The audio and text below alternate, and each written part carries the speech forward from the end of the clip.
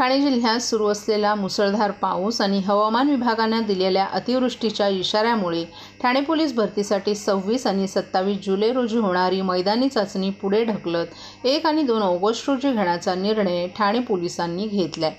Thane police आयुक्तालयाच्या आस्थापनेवरील police शिपाई संवर्गातील 666 तर चालक पोलीस शिपाई संवर्गातील 20 रिक्त पदांसाठी भरती प्रक्रिया राबवण्यात येत आहे। या भरती प्रक्रियेसाठी 26 आणि 27 जुलैला महिला उमेदवारांची मैदानी चाचणी साकेत मैदान येथे घेण्यात येणार होती। परंतु ठाणे जिल्ह्यात सुरू असलेला मुसळधार पाऊस आणि हवामान विभागाने दिलेल्या अतिवृष्टीच्या इशाऱ्यामुळे उमेदवारांची मैदानी चाचणी घेणं शक्य होणार नाही। त्यामुळे 26 आणि 27 जुलै रोजी होणारी मैदानी चाचणी पुढे ढकलत ही चाचणी 1 आणि 2 ऑगस्ट रोजी घेण्याचा निर्णय ठाणे पोलिसांनी घेतला असल्याची माहिती ठाण्याचे अप्पर पोलीस आयुक्त संजय जाधव यांनी दिली आहे।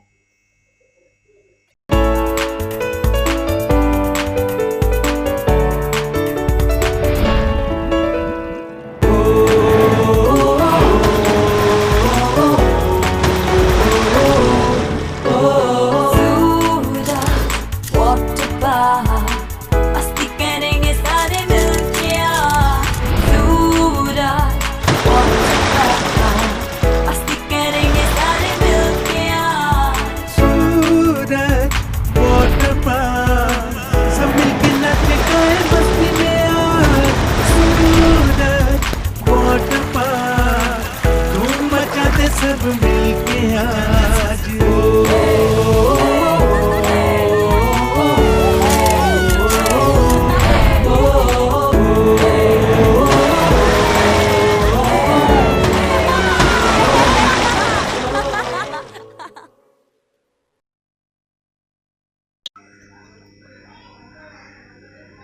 राज्य सरकारच्या लाडक्या बहीण योजनेचा एकूण खर्च 46,000 कोटी रुपये असल्याचं समोर आले। अर्थ खात्यानं 7,80,000 कोटींच्या कर्जाचा हवाला देत या योजनेवरच आक्षेप घेतलाय। तरीही राज्य सरकारनं ही योजना राबवली आहे। या योजनेवरून शासन आणि प्रशासन यांच्यामध्ये मतभेद निर्माण झालेत। शिवसेनेचे खासदार नरेश म्हस्के यांनी या विषयावर आपली प्रतिक्रिया व्यक्त केली आहे। लाडकी बहीण योजना राज्यातील महिलांच्या सक्षमीकरणासाठी महत्त्वाची आहे। अर्थसंकल्पीय आव्हानं असली तरीही सरकारनं या योजनेला प्राधान्य दिलं पाहिजे अशी प्रतिक्रिया त्यांनी व्यक्त केली आहे। घेऊन राज्य असेल, केंद्र असेल, सरकार सुरू असतं, महानगरपालिका असतील आणि कर्जाचा बोजा आहे म्हणून आपण आपल्या योजना राबवायच्या नाहीत असं काही नाही आहे। ही योजना आहे ही राज्यातील दीनदलित, गोरगरीब, कष्टकरी महिला वर्गाकरता आहे। राज्याची जबाबदारी आहे या महिलांना मदत करणं, त्यांचा दिनक्रम चालवण्याकरता सरकारच्या मार्फत थोडाफार हात लावणं आणि अशा पद्धती करता आणि याकरिता माननीय मुख्यमंत्री एकनाथ शिंदे साहेब, देवेंद्र फडणवीस साहेब आणि अजितदादा यांनी आणि मंत्रिमंडळ असतील, आमदार असतील यांनी ही योजना जाहीर केलेली आहे। जरी खर्चाचा बोजा असेल तरीसुद्धा ही योजना अंमलबजावणी याची होणार आहे। अर्थ खात्याने त्यांनी त्यांचं काम केलं असेल, त्यांना जमा किती, खर्च किती, किती लायबिलिटी वाढणार आहे हे दाखवणं त्यांचं काम आहे। ठाणे व पालघर जिल्ह्यातील मच्छीमार यंदा 15 ऑगस्टपासून समुद्रात मासेमारीला सुरुवात करतील तसा निर्णय नुकताच मच्छीमार संघटनांकडून सर्वानुमते घेण्यात आलाय। दरवर्षी 1 ऑगस्ट रोजी मासेमारी हंगामाला सुरुवात होते, परंतु सुरुवातीचा हंगाम विविध कारणास्तव वाया जात असल्यानं तो पुढे ढकलण्याची मागणी केली जात होती। त्यावर सरकारकडून कार्यवाही न झाल्यानं मच्छीमारांनी त्यांच्या स्तरावर हा निर्णय घेतलाय। देशभरात दरवर्षी 1 जूनपासून पुढे 61 दिवस समुद्रात मासेमारी करण्यावर बंदी घातली जाते। माशांचा हा प्रजनन काळ असल्यामुळे त्यांची वाढ होण्याआधीच ते जाळ्यात पकडले जाण्याची शक्यता असते। त्याचा समुद्राच्या तळाशी असणाऱ्या जीवसृष्टीवर परिणाम होऊ शकतो, म्हणून ही बंदी केंद्र सरकारकडून घातली जाते।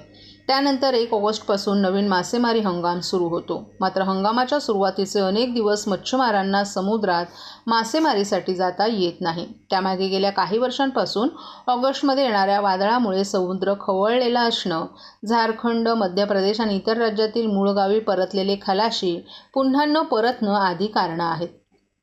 माशांच्या वाढीसाठी काही दिवस देणं आवश्यक असल्याचं सांगत बंदीचा कालावधी किमान 75 दिवसांचा असायला हवा असं मत काही मच्छीमारांकडून व्यक्त केलं जात होतं. या पार्श्वभूमीवर मच्छीमार संघटनांकडून मासेमारी बंदीचा कालावधी 15 जून तर नवीन हंगाम 15 ऑगस्टपासून सुरू करण्याची मागणी केली जाते. मागील अनेक वर्षांपासून ही मागणी केली जात असली तरी त्याची दखल सरकारकडून घेण्यात आली नाही.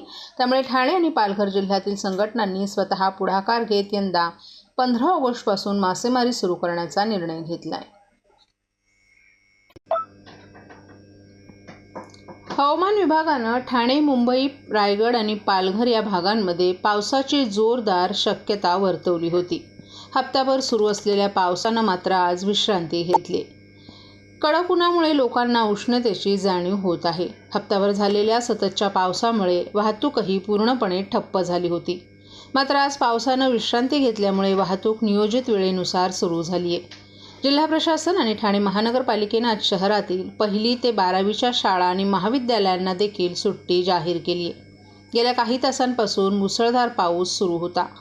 ठाणे परिसराला सोसाट्याच्या वाऱ्यासह पावसाच्या तुफान सरींनी झोडपून काढलं. हवामान खात्याच्या इशाऱ्यानुसार पुढील काही तास पावसाचा जोर कायम राहण्याचा अंदाज वर्तवण्यात आला होता. ठाणे, पालघर, रायगड, रत्नागिरी जिल्ह्याला हवामान खात्याकडून ऑरेंज अलर्ट जाहीर करण्यात आला होता. मात्र आज पावसानं विश्रांती घेतल्यामुळे जनजीवन सुरळीत सुरू झाले. महाराष्ट्रातील भगिनींना आधार देणारी राज्य शासनाची मुख्यमंत्री माझी लाडकी बहीण योजना. या योजनेअंतर्गत अल्प उत्पन्न गटातील 21 ते 65 वयोगटाच्या भगिनींना मिळणार दरमहा 1500 रुपयांची मदत. अर्ज करण्यासाठी 31 ऑगस्ट 2024 पर्यंत मुदतवाढ. कुटुंबाचं वार्षिक उत्पन्न 2.5 लाख रुपयांपेक्षा कमी असलेल्या महिला पात्र. कुटुंबाकडे पिवळं किंवा केशरी रेशन कार्ड असल्यास उत्पन्नाचा दाखला आवश्यक नाही. पांढरं रेशन कार्ड असेल किंवा रेशन कार्ड नसेल तर कुटुंबाचं वार्षिक उत्पन्न 2.5 लाखांपेक्षा कमी असल्याचा दाखला आवश्यक. योजनेसाठीचा ऑनलाईन अर्ज नारी शक्ती दूत ॲपवरून किंवा पोर्टलवर भरता येईल.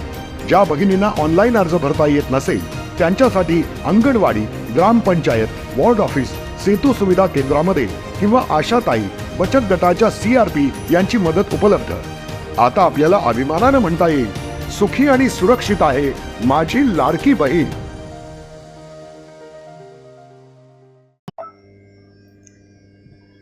वागळे परिसरात धोकादायक स्थितीत असणाऱ्या होर्डिंगबाबत पालिकेनं सतर्कता दाखवत हा होर्डिंग बाजूला काढण्याचं काम सुरू केलं.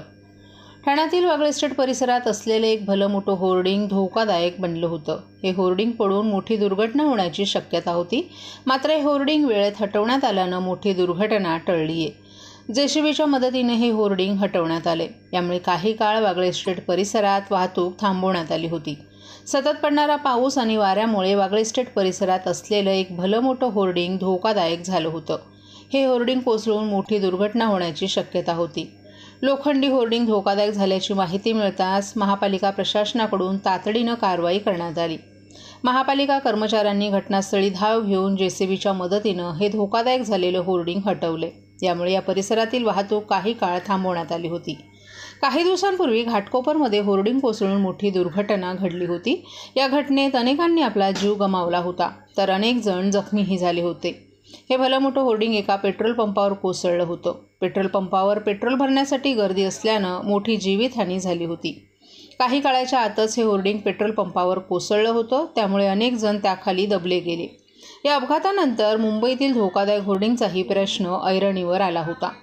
तर आज सकाळी 11 वाजण्याच्या सुमारास आपत्ती व्यवस्थापन कक्षाकडे वागळे अग्निशमन केंद्राकडून भारत गॅस गोडाऊनजवळ रोडच्या डिवायडरमध्ये असलेले हे लोखंडी होर्डिंग अत्यंत धोकादायक स्थितीचं झाल्याचं सांगण्यात आलं. यानंतर घटनास्थळी वागळे प्रभाग समिती सहाय्यक आयुक्त, आपत्ती व्यवस्थापन कक्षाचे कर्मचारी, एक पिकअप वाहनासह, अग्निशमन दलाचे जवान एक रेस्क्यू वाहनासह, तर अतिक्रमण विभागाचे कर्मचारी एक टेम्पो वाहनासह, एक हायड्रो मशीनसह आणि एक गॅस कटरसह दाखल झाले आणि हा होर्डिंग बाजूला करण्याचं काम सुरू करण्यात आलं.